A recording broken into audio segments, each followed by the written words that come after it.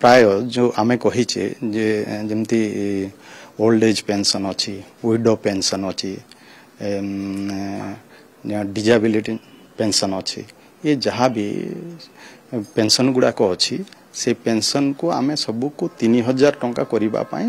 निष्पत्ति आईचे तापाई आमर प्रस्तुति चली से अनुसार आमर बजेट केते आसुची सेटा फाइनेंस डिपार्टमेंट भी क्लियरेंस नबू एवं परवर्ती समय सेटा भी आमे कार्यकारी करिवु। सर स्कूल रो पिला मानकर स्कॉलरशिप रो वृद्धि करिया निहाती आवश्यकता सब क्षेत्र रे वृद्धि हलानी स्कूल छोट पिला मानकर स्कॉलरशिप क्षेत्र रे वृद्धि करेबे बा करेबे कि दल देखंतु ये सब तो अच्छी विभिन्न समस्या अच्छी